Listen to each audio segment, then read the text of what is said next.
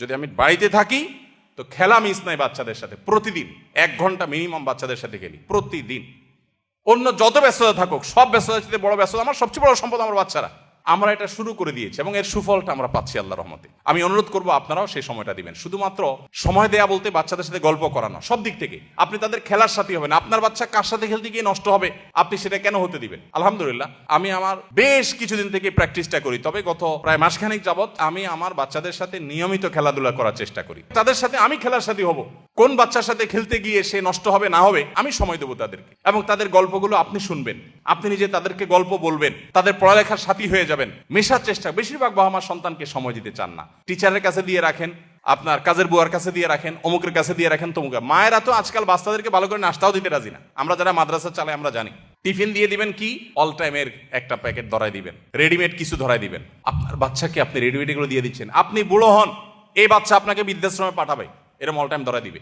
বাচ্চাকে হেলদি কিছু একটু রেডি করে দেন, ভালো কিছু একটু নিজে রান্না করে দেন। মায়েরা আজকাল অলস, ও রেডিমেড কিছু দিয়া যেতে পারলে বাঁচে। বাপেরা অলস, বাচ্চাকে সময় দিতে রাজি না। সার পড়াক, আপনি নিজে আপনার বাচ্চাকে কয়দিন পড়ান। এই জন্য বাচ্চাদেরকে সময় দিবেন। সময় না দিলে বাচ্চারা কখনো মানুষ হওয়া এটা সম্ভব না। যত বাচ্চা মানুষ হয়েছে দেখবেন বাবা মা অনেক বেশি তাদেরকে সময় দিয়েছে। মায়েরা আজকাল ছোট পোলাপানের পিছনে খাবার নিয়ে যে পরিমাণ দৌড়ায়, যে পরিমাণ পাগল পড়া থাকে, যেখানেই যাবেন মাদের দেখবেন একটাই পেরেশানি, সেটা হলো যে বাটি নিয়ে চামচ নিয়ে বাচ্চার পিছনে পিছনে গুড়গুড় গুড়গুড় করে। কেন? বাচ্চা খায় না।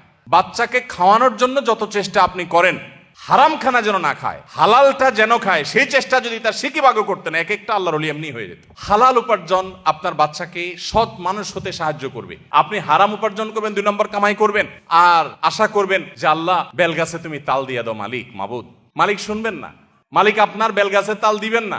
আপনি তাল গাছে তাল আশা করতে পারেন। চুরিদারির টাকা, 2 নম্বরের টাকা, ঘুষের টাকা, দুর্নীতির টাকা দিয়া সন্তানরে মানুষ করবেন, বড় করবেন, এরপরে যে হুজুরের কাছে দিবেন, হুজুর এরে বড় আলেম, বড় হাফেজ, বুজুর্গ আল্লাহওয়ালা বানায় দেন, সম্ভব না। এই জন্য হারাম উপার্জনের কুপ্রভাব সন্তানের উপর অনেক বেশি পড়ে। এই জন্য সন্তানকে মানুষের গড়ে তোলার জন্য হালাল খাবার খাওয়ান। আমার সন্তানের পেটে কোনো হারাম যেন না ঢুকে, সেই চেষ্টা আমাদেরকে করতে হবে। তাদেরকে ভালো পরিবেশ দিতে হবে। বেশিরভাগ সন্তান নষ্ট হয় পরিবেশের কারণে।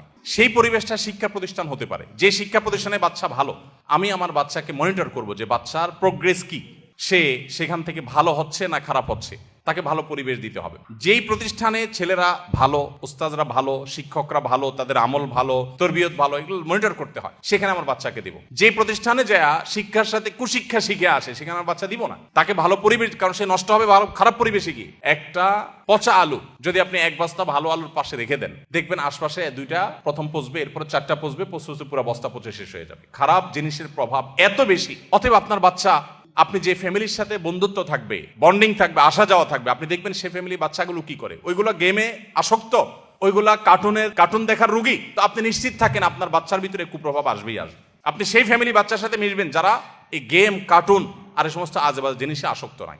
আজকাল যত বাচ্চা কাচ্চা আছে দেখবেন বেশিরভাগই আমার কাছে অসুস্থ মনে হয়। অসুস্থ মনে করেন, বাসায় কোনো মেহমান আসছে, দেখবেন চিপিচ্চি পোলাপান এরকম ঠুস করে শুধুমাত্র গুলি দেখায়। কারণ সারাদিন সে কার্টুনে কি দেখে, এসব দেখে। সব বাচ্চা দেখবেন, বেশিরভাগ বাচ্চা দেখবেন ক্রেজি হয়ে উঠতেছে, তাই না? খুব জেদি হয়ে উঠতেছে। মা বাবা আবার গর্ব করে বলে বাচ্চাটা অনেক রাগী, মানে মনে হচ্ছে যে উনি অনেক গর্ববোধ করতেছে। এটা কারণে বাচ্চা যে অসুস্থ এটা জানেই না। আমরা আমাদের শৈশবে যেসব বাচ্চা কাচ্চা দেখছি এখনো মনে পড়ে। আমাদের বয়সের যারা আছেন, আরো সিনিয়র যারা আছেন, তারা জানেন বাচ্চা বেশিরভাগ ওই যে ভেদা মাছের মতো ছিল। ভেদা মাছ চিনেন? ভেদা মাছ না, চুপচাপ থাকে, এরকম বাচ্চাদেরকে বেশিরভাগ দেখা যাইতো। বেশি ক্ষুধা লেগে গেছে, ব্যথা পাইছে, একটু কামতো টানতো। আর এখন পোলাপান 1.5 বছর 1 বছর থেকে পোলাপান দেখা যায় এমন ক্রেজি যে চুন থেকে নুন করছে তো সব ভাঙচুর শুরু করে দেয়, তাই না? কারণ সারাদিন কার্টুনে এবং সারাদিন ভিডিও গেমসে সে ওইগুলোই দেখে। মার কাট ছাড়া আর কিছু নেই। তো বাচ্চার মধ্যে এগুলোর কুপ্রভাব পড়ে। আপনার বাচ্চাকে ভালো মানুষ হিসেবে গড়ে তোলবার জন্য পরিবেশটা অনেক গুরুত্বপূর্ণ, যে সে কোন পরিবেশ পাচ্ছে। এই জন্য আপনি সেই ফ্যামিলির সাথে বন্ধুত্ব করবেন যে ফ্যামিলি বাচ্চা থেকে আপনার বাচ্চা ভালো কিছু শিখবে। আমি ব্যক্তিগতভাবে খুঁজবো যে সেরকম ফ্যামিলি বাইর করি, মাশাআল্লাহ ফ্যামিলি বাচ্চারা খুব ভালো, বাপ মাগুলো খুব ভালো, তাহলে তাদের বাসায় যেতে হবে, তাদেরকে বাসায় দাওয়াত দিয়ে আনতে হবে, তাদের সাথে সম্পর্ক তৈরি করতে হবে, তাহলে আমার বাচ্চারা ভালো কিছু শিখবে। এই চেষ্টা আপনার মধ্যে থাকতে হবে, তাদেরকে ভালো পরিবেশ দিতে হবে। সর্বশেষ পয়েন্ট যেটি বলতে চাই তা হলো, বাচ্চাদেরকে বিশেষ করে তারা যখন একটু বড় হতে শিখবে, আল্লাহ ভীরু মুত্তাকি পরহেজগারদের সোহবতে, তাদের মজলিসে, তাদের বৈঠকে, তাদের দার্সে, তাদের প্রোগ্রামগুলোতে নিয়ে যাবেন, তাদের সাথে কথা বলাবেন। এগুলোর প্রভাব, ইতিবাচক প্রভাব বাচ্চার মধ্যে পড়ে।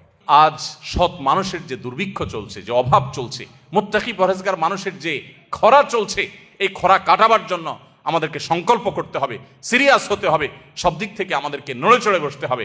আল্লাহ তাআলা আমাদের সবাইকে সেই তৌফিক দান করুন। ভাইরা আমার, সময়ত ভাইরা বোনেরা আমার, যদি আপনার সন্তানকে মানুষের মতো মানুষ হিসেবে গড়ে তুলতে পারেন, আল্লাহর শপথ করে বলছি, আপনার এই পরিবার উপভোগ্য হবে, চরম উপভোগ্য হবে, দুনিয়াটা জান্নাতে পরিণত হবে।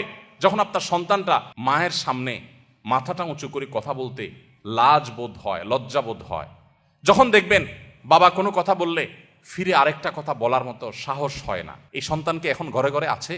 আরে ঘরে ঘরে তো দেখা দূরের কথা, গোটা সমাজে খুঁজে এরকম একটা সন্তান পাওয়া যায় না। বেশিরভাগ দেখবেন বেয়াদব, উগ্র, উচ্ছৃঙ্খল, এবং কোনো শিক্ষা নাই, নীতি নাই, নৈতিকতা নাই, আদর্শ নাই, নষ্ট এবং নষ্টের ছড়াছড়ি চতুর্দিক। কোথায় সে সন্তান? যে সন্তান মায়ের বাবার আগে হাঁটবে না, যে সন্তান মায়ের আগে কথা বলবে না, বিনয় থাকবে। এরকম সন্তান যদি থাকে, আপনার সন্তান অনেক বড় অফিসার না হোক, আপনার সন্তান অনেক পয়সা কামাই না করুক, অনেক বড় পদের অধিকারী না হোক, আপনার সন্তান যাই হোক না কেন, যদি এরকম সন্তান আপনাকে আল্লাহ তাআলা দেন, তো আপনি দেখবেন আপনার পরিবারটা, আপনার জীবনটা জান্নাতি জীবন হয়ে গেছে। আল্লাহ তাআলা আমাদের সবাইকে, আমাদের সন্তানদেরকে মুত্তাকি, পরহেজগার, ভালো মানুষ হিসেবে গড়ে তোলবার সংকল্প প্রতিটি ঘরে ঘরে করার তৌফিক দান করুন, এবং তার জন্য যা যা করণীয় আছে সেই করণীয়গুলো আল্লাহ তাআলা আমাদের সবাইকে করার তৌফিক দান করুন। মনে রাখবেন, সন্তান যদি অমানুষ হয় তার ডিসক্রেডিট আপনার, সন্তান যদি মানুষ হয় তার ক্রেডিটও আপনার। সন্তান ভালো কিছু হয়েছে সেটা যেরকম আপনার অর্জন, সন্তান খারাপ কিছু হয়েছে সেটা আপনারই ত্রুটি।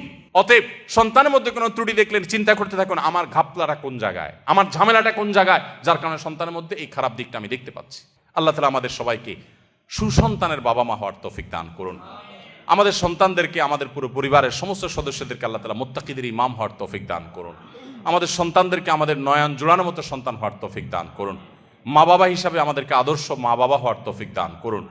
আমরা যদি আদর্শ বাবা মা হই, তাহলে আমরা আদর্শ জেনারেশন পাবো। আদর্শ জেনারেশন যদি পাই, তো আদর্শ দেশ এবং আদর্শ সমাজ গড়ে উঠবে। আল্লাহ আমাকে, আপনাকে, আমাদের সবাইকে সেগুলো করার তৌফিক দান করুন।